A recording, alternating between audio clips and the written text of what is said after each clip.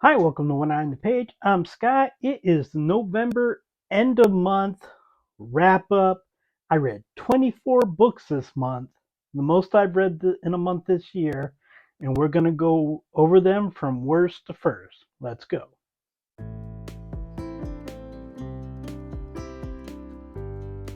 So, coming in at number 24, the worst book that I read this month, and currently in the running for at least being in the top 20 worst books of the year, is Girl Flesh by May Letts. It is one of the books that I read for the Extreme Horror video that should be either out when this comes out or should be out soon after. It is about a girl who is kidnapped by serial killers, it seems, and there's another woman there, and they escape for the moment, and they form an attachment. I mean, she says she forms an attachment. I don't really see it. This book, and I complain a lot about it in the Extreme Horror video, is a lot of telling and not showing. Also, and I complained about this several times in several different videos, it's an Extreme Horror video. There's nothing extreme about it at all. It's honestly quite boring. I have seen PG horror movies that are darker than this. Book number 23 is Brother by Alborn. Anya Alborn. Uh, Another extreme horror novel. This one has a lot of potential to be very extreme horror, and yet it almost never does. The This is a family of serial killers who torture and then kill women, and then there's other stuff after that I will not get into. There's a lot of potential for a lot of dark stuff to happen there, but we never see it. There's a lot of potential for some really graphic stuff, uh, violence and sex that just never happens in here. Which, if it was just an average book, I wouldn't care, but I was reading this for Extreme Horror Video. But just the book itself, not very good. The backstories on many of the characters aren't good, and we needed backstories on a few of them. The backstory on the one character that we do get is you don't really need the backstory on it that much. You can kind of see where it's heading, and the book really relies on the main character being very stupid until he's no longer very stupid. Is it too late at that point? I don't care. Not a good book. Um, Book number 22 is Widow by Ash Ericmore. It is another book that I read for the Extreme Horror video. Now, you will think that, Scott, you just don't like extreme horror. And that was always a possibility because I haven't really read extreme horror before, so there was always a possibility this wasn't for me. But I will say, this one also, like the previous two, not very extreme. There are a couple of scenes that you could say kind of go there, but it's almost kind of like you see an axe coming down and then the film goes to black. You don't really get the full darkness that you could in this book. And it's very weird because I found that the extreme horror novels, the less extreme they are, say goodbye, Wash, the less good the book they are. This one, I think it started out fairly well, but it didn't last very long. None of the characters piqued my interest at all. Motivation for a few characters is like, okay, I see what their motivation is. Other characters, No, I will say, not only with extreme horror, but any horror, whether it be book or film, watch this back up now. If you don't feel anything for the characters, it's not horror. It's a slasher.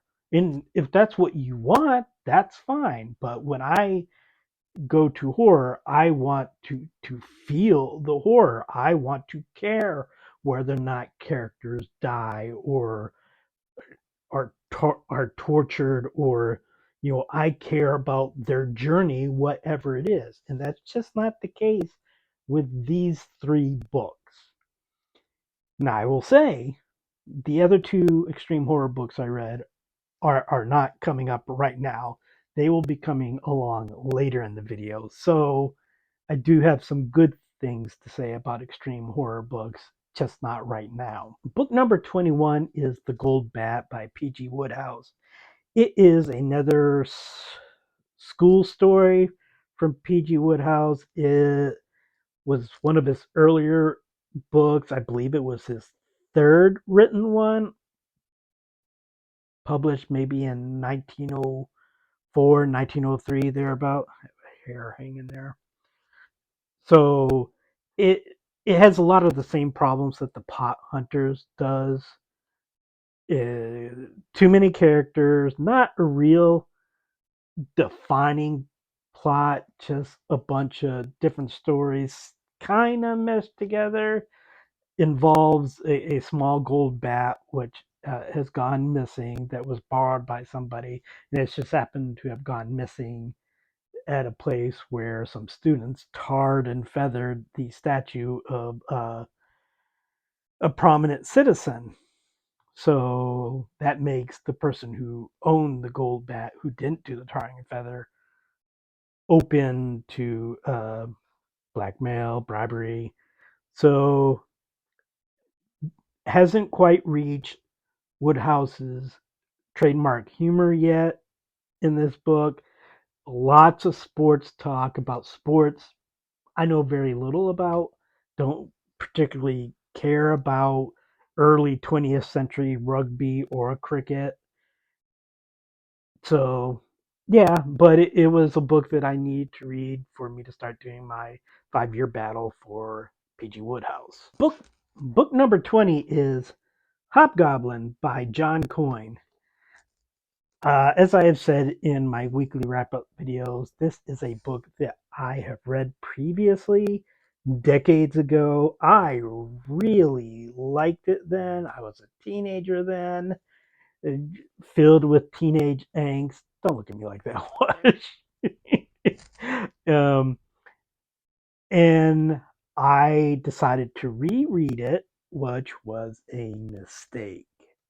It's not very good. Okay, I'm gonna put you down again. Let's see how long that lasts. So yeah, the things that interested me in the book at the time just aren't there for me now. I don't feel anything for the main character, also named Scott. I just think he's a self-centered, lashing out jerk who doesn't really have any redeeming values. And I don't think the horror aspect of the book is very interesting. The characters are all like one-dimensional characters, a bit misogynistic, I think.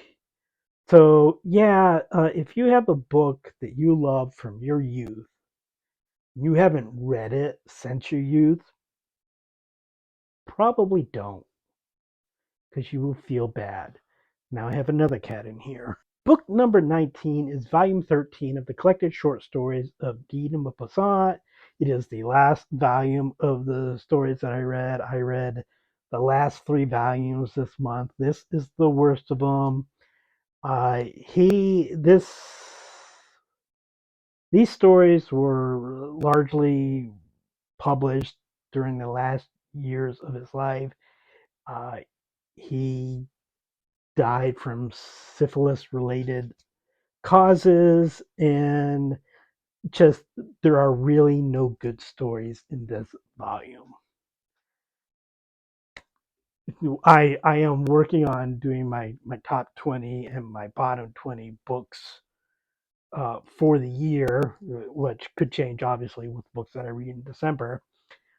I have some of these collections that are possibly going to be in the top 20. I think I have everything that I rated 4 stars or above, which is like 32 books right now. And I believe there are 3 volumes that are there.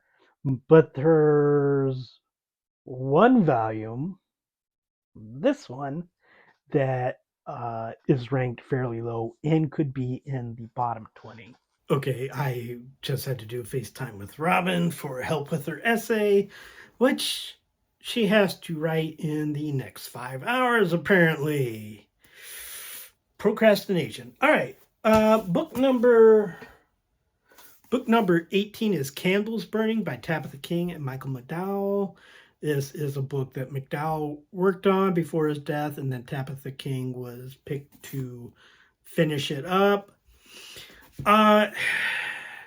It's pretty much a gothic story, but I just don't think it works very well.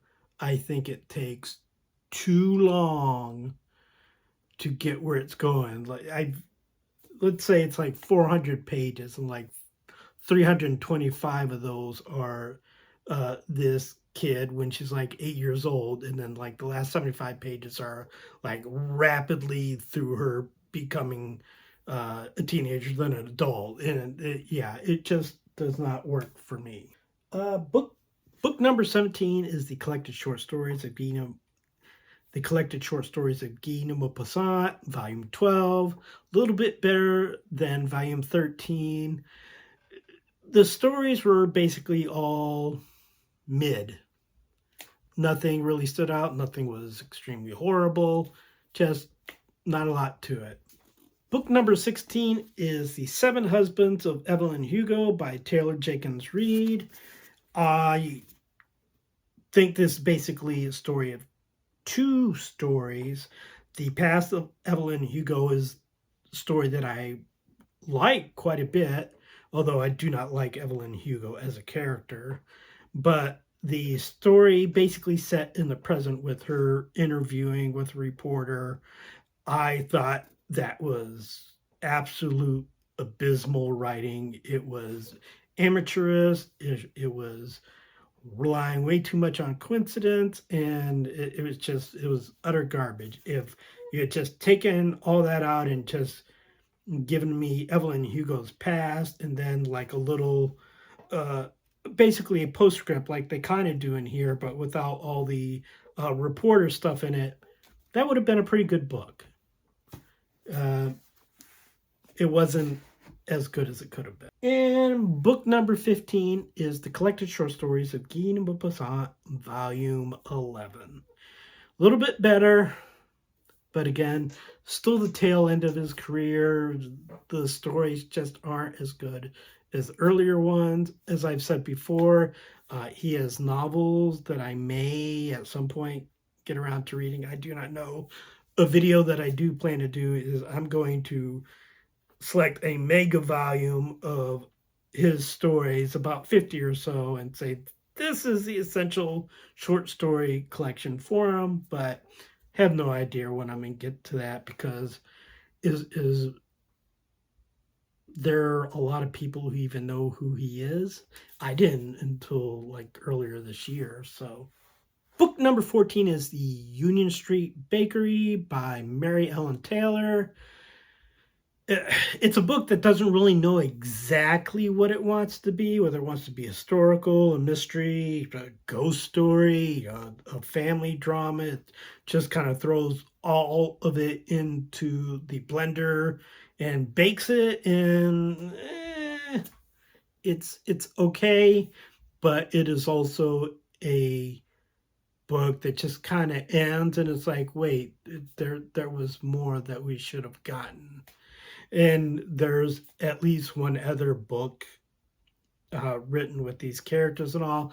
I have no plans to read it at this point because I get a little bit antagonistic towards books where I think there's supposed to be an ending and there's nothing telling me, oh, this is part one of two or part one of three. And then it's just like, oh, if you want to know everything that we were talking about in this book, you have to continue reading. No, I don't. Book number 13 is Wildwood Road by Christopher Golden. It is a book that I started reading around the 1st of October. It is a book that I started reading around the 1st of October, and I finished it the last day of November. It's inoffensive. It's fine. Nothing stands out. It is a book that I will not remember by the time 2024 comes around.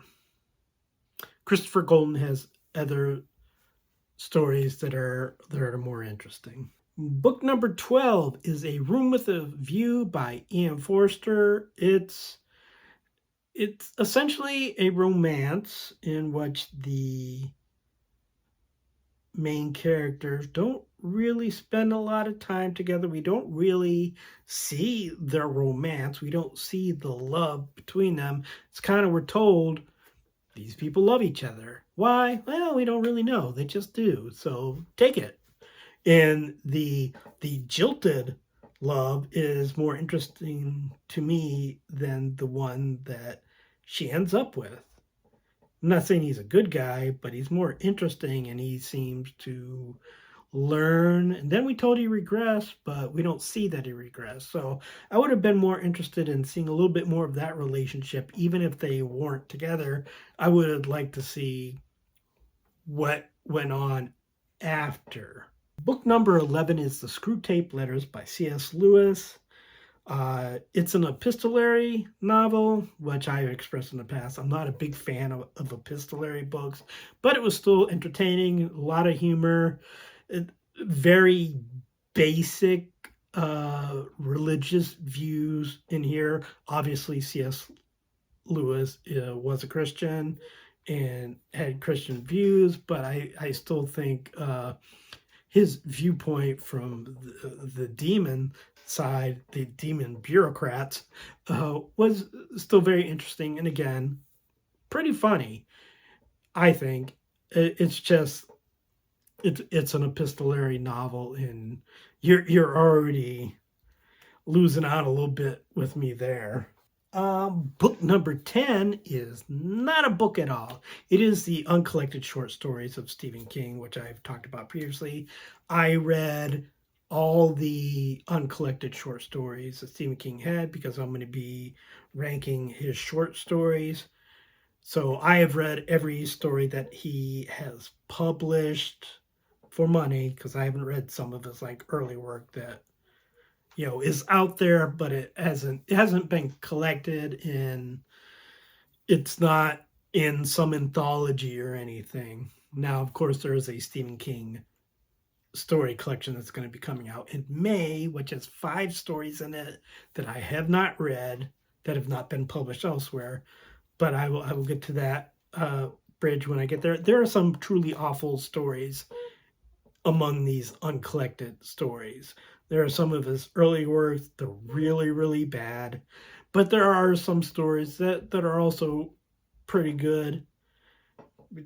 But yeah, I think I read how many stories? I think 20. I read 20 stories. And I've already done a ranking of the 5 worst, and I'm about to start the next 10 worst after that. And I believe probably close to half are from these uncollected short stories. Book number 9 is Boy by Roald Dahl. It's a nonfiction account of some of his youth. Not really a linear plot, just various things that happened to him when he was a boy. And very humorous, but again, not a cohesive story, just essentially a collection of nonfiction essays about his youth. Book number 8 was Cakes and Ale by W. Somerset Maugham. I I did enjoy the book. I think this may be a book that, as time goes on, will probably drop a little bit in my estimation. Mom, at the beginning of the book, at least the book that I read, has a preface talking about the character of Rosie. And I will just say that she doesn't appear in the book as much as I expected her to. And I would have been more interested in seeing more of her and less of the main character.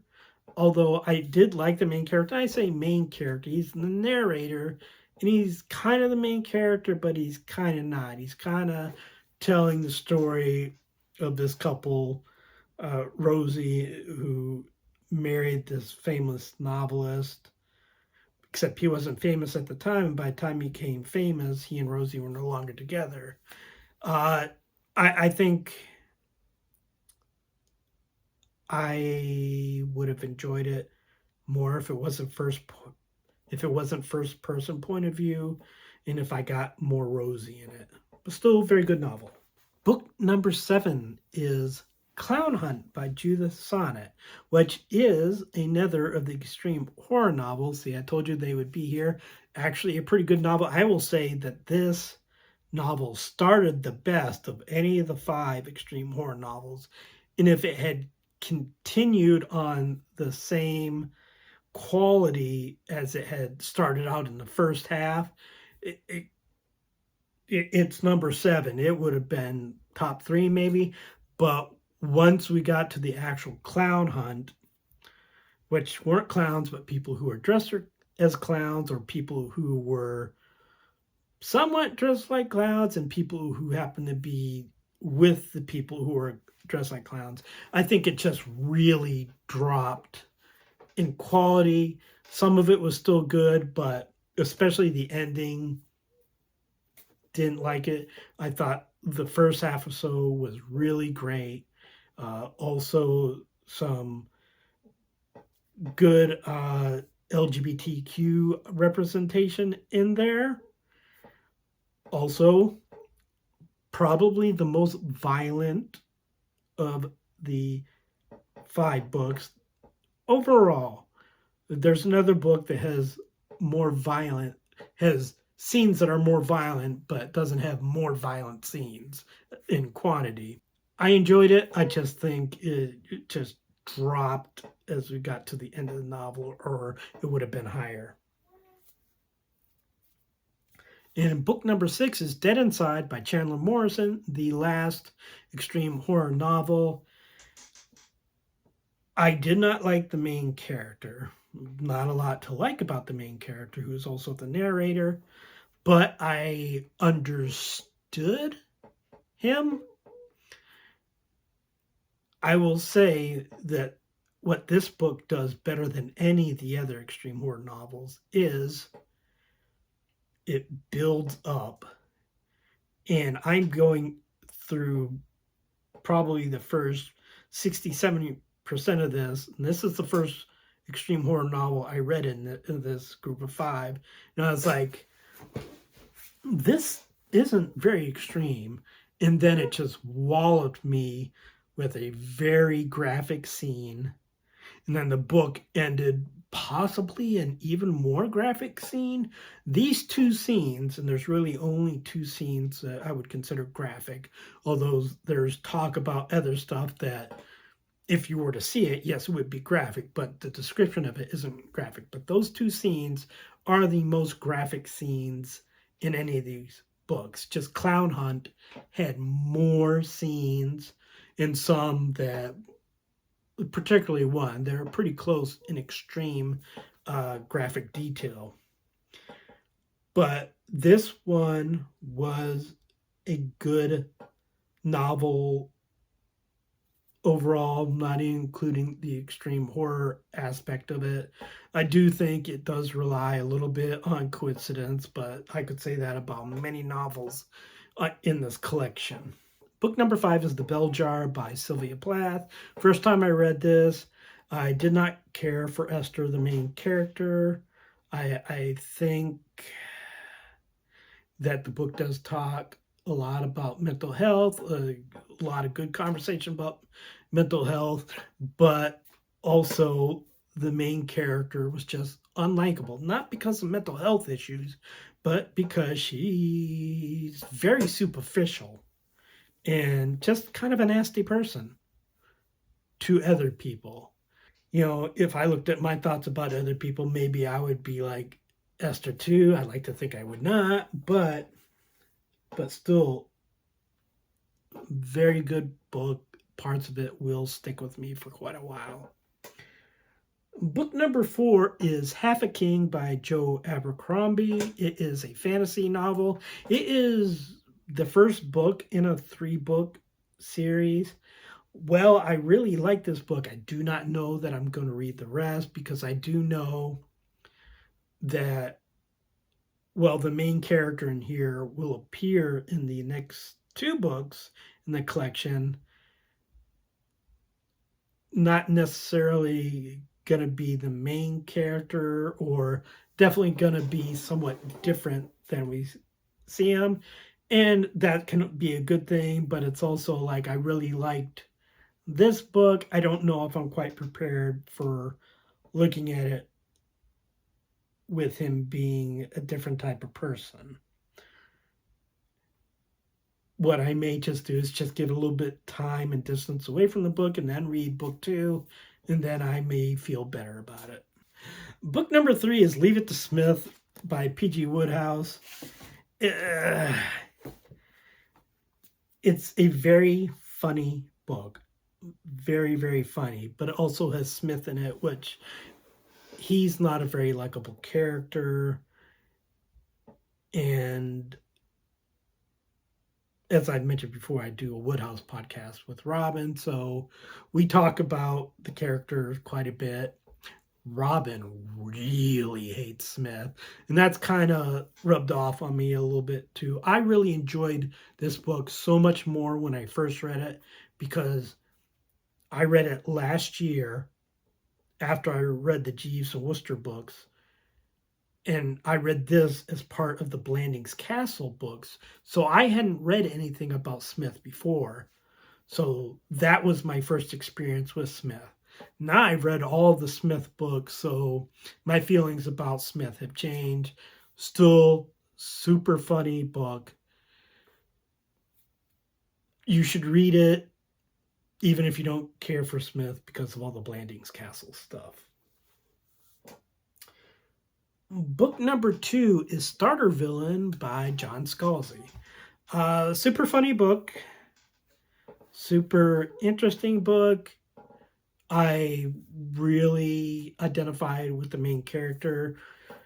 I don't know that I liked where the story ended up, but it made sense. I don't know if this is going to be a series. I haven't done any research on that, but I tend to like John Scalzi, my limited experience with him, especially when he writes humor. Red Shirts had some humor in it, and The Locked In has a little bit of humor. I like the Old Man War saga, but not as much, and there's not as much humor in that at all. So I did overall enjoy it. Plus, it has communicating cats. And book number 1 is Flowers for Algernon by Daniel Keyes. I have read the short story before, but I have never read the novel before. I think the novel is good, but having read the short story, I think the novel didn't need to be as long as it did. It had some stuff that didn't really add anything to the book. I think if it cut, 20-30% of the book, it would have been amazing. Now it's just very, very, very good. Still pretty good, but it's just not. Well, if I had the choice between this and the short story, I'd probably read the short story. But this is still great. So that is the 24 books that I've read in November, which brings me up to 178 for the year, which means I pretty much have to push myself to read 22 books in December, because if I don't reach 200, then I will feel bad because I'm weird.